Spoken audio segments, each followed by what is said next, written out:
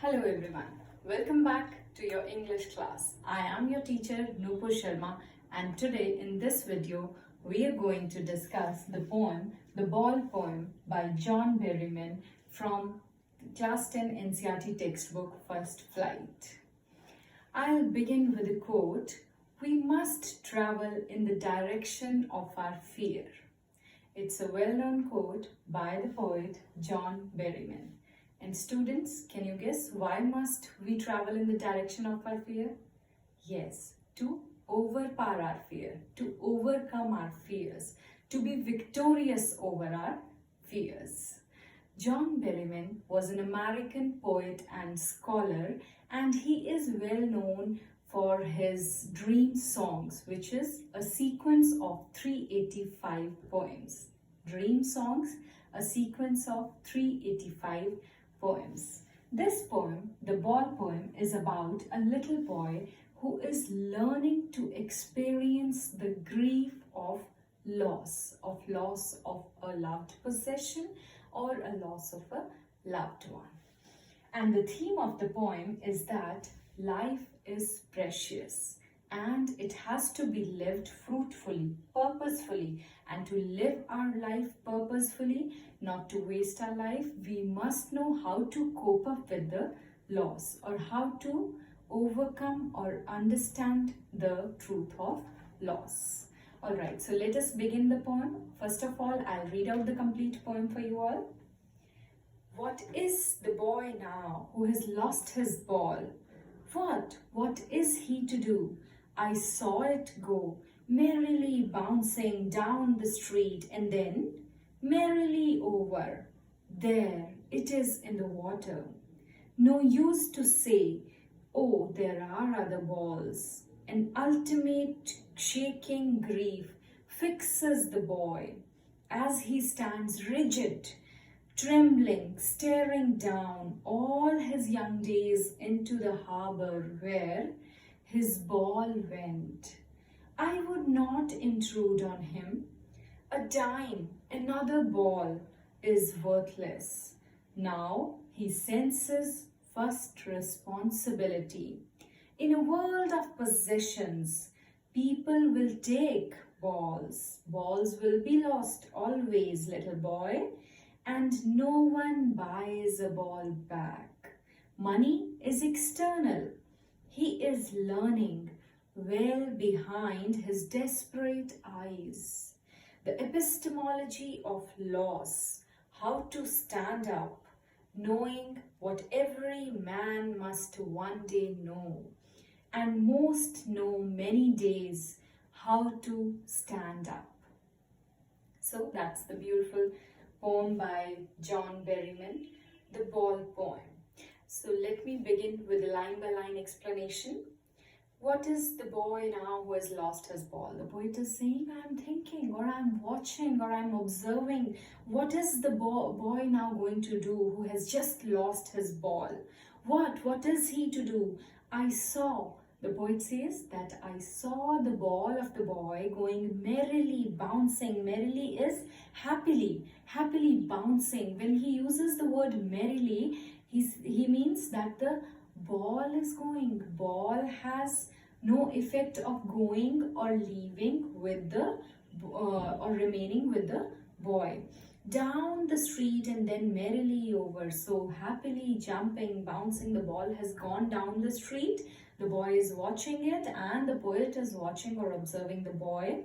And then merrily over, there it is in the water. So now it has gone down and it will never come back. That means the moments which the boy had spent with the ball would never come back. Now the boy can remember those moments in those times in which he owned that ball. The boy can remember those times only in his memories. Now that time went down with the ball into the water and that will never come it. The boy can never own that ball again.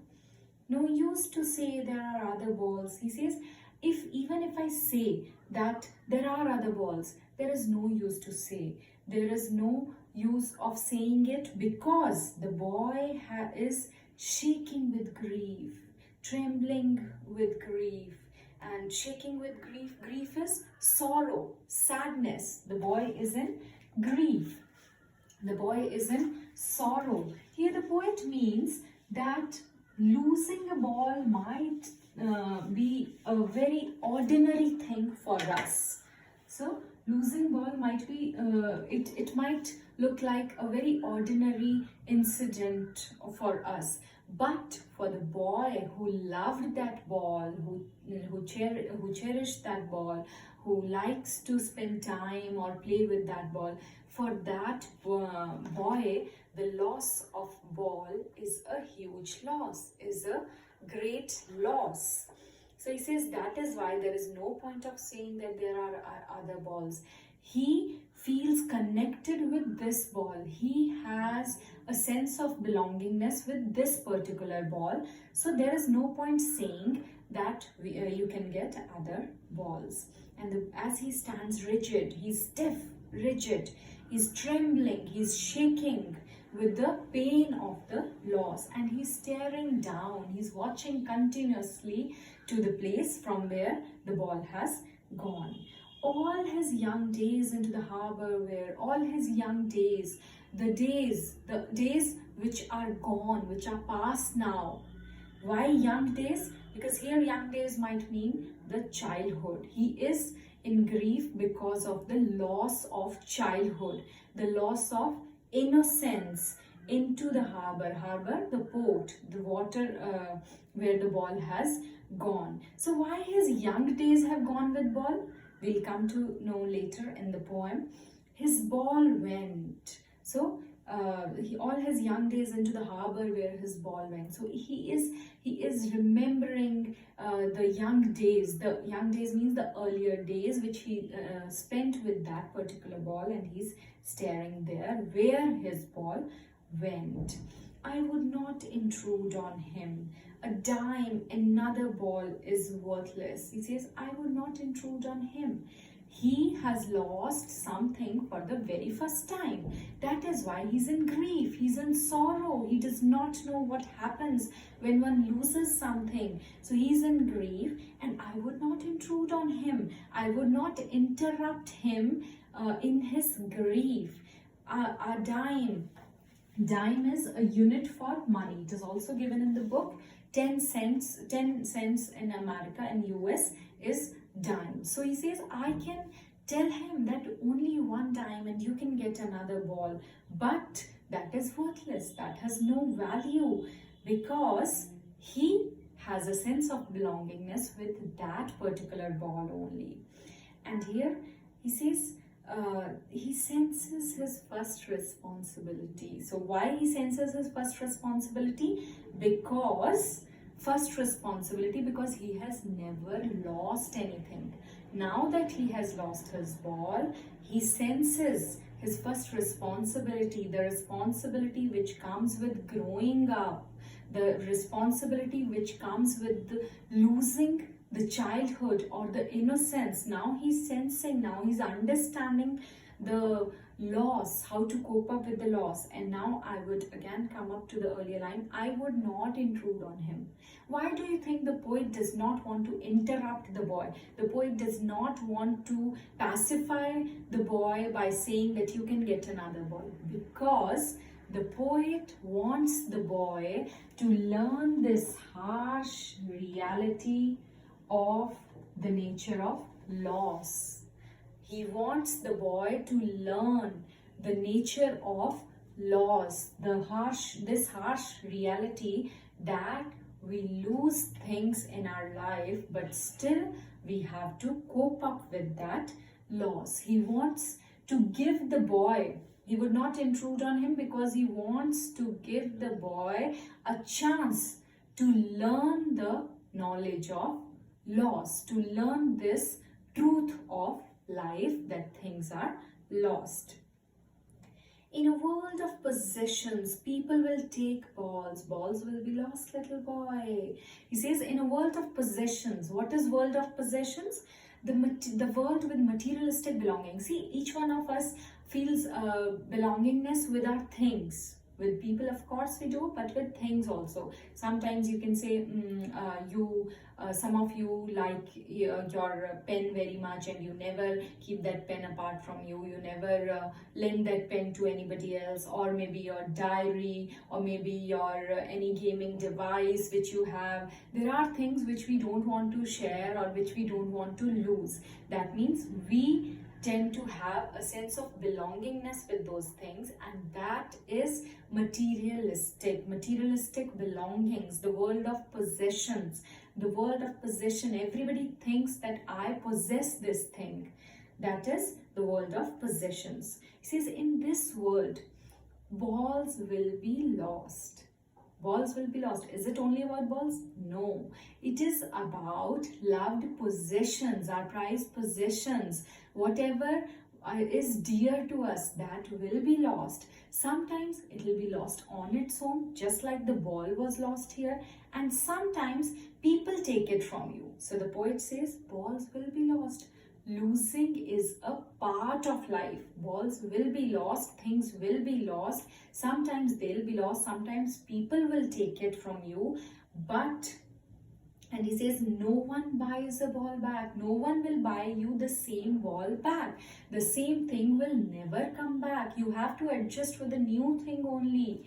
And money is external. He says money can only buy other things. Money cannot buy those feelings, those memories, those memories which went down with the things, the things which were earlier with you. So money cannot buy those feelings or belongingness or things. Money can only buy new things to you. That is why money is external. He is learning well behind his desperate eyes the epistemology of loss, how to stand up. So the poet here says the boy is learning this thing, that losing is a part of life and we need to cope up with that loss. And he's learning well behind his desperate eyes. Why desperate eyes? Because sad eyes. The eyes are sad. The eyes are hopeless here. They are desperate. That is why the eyes are desperate, because they are hopeless. There is no hope of getting that particular ball back. That is why the eyes of the boy are desperate. The epistemology of loss. So epistemology. What is epistemology? The knowledge of the nature of loss. Epistemology, knowledge of nature of loss. So he is learning the knowledge of nature of loss, and he is learning how to cope up with that loss, how to stand up to bear that loss, knowing what every man must know one day, and most know many days how to stand up. So he says most of people have learned how to stand up, how to cope up with the loss, how to bear the loss. That is why they are living their lives successfully, and those who have not learned have to learn how to cope up. We need to accept the miseries of the life to stand up to bear the loss. And that is the only way to spend our lives successfully or fruitfully or purposefully. The poet wants the boy not to lose his spirits. The poet wants to encourage even us. The poet wants to encourage the reader he wants to encourage the reader by saying that loss must not break anybody's spirits. Loss should be handled. It is very difficult, according to the poet, or we all know, it is very difficult to bear the loss. It is very difficult to deal with the situation of facing a loss, but still we must do it. Though it is difficult, but it is not impossible. So we must learn how to deal with the loss. I would like you to come back again to this, all his young days into the harbor. Now young days, I told you we'll get to know how. Young days, why it is young days? Right now, before this we were talking about the boy. But now when he senses his first responsibility, earlier he had not lost anything. And now when he's learning the epistemology of loss, the true nature of loss, that loss losing is a part of life, loss is inevitable. That is why now he has lost, or the days which have gone are called young days. That means those were the days of childhood, the period of innocence. Now, after knowing this loss, he will grow up, he will mature, he will understand. So this is not for the boy, but for the readers, for all of us. The lesson which the poet is giving us is, it is very, I would repeat, it is very difficult to bear with the loss, but we must do it. So we can see, students, the poem, when it begins with a very depressing note, with a sad note. The boy lost something, he's sad, he's grief-stricken, he's shaking, he's trembling because of loss. But later on, as the poet comes to the end of the poem, the poet gives us a very hopeful and encouraging tone of the poem, where he says, life has to be lived and learning the knowledge of loss is a must, because staying strong is the only way to survive. So we must learn that staying strong is the only way to survive, and we must learn that the knowledge of the true nature of loss is inevitable, and we need to deal with the loss, we need to cope up with the loss, and we need to stand up to bear the loss and live our life successfully. So with that, I think I've explained everything to you. Let us now sum it up with one line. We must accept the miseries and cope up with the loss with strength. Okay, students, that was the explanation. I hope you all have understood. Take care, stay safe, stay strong, stay home. Goodbye.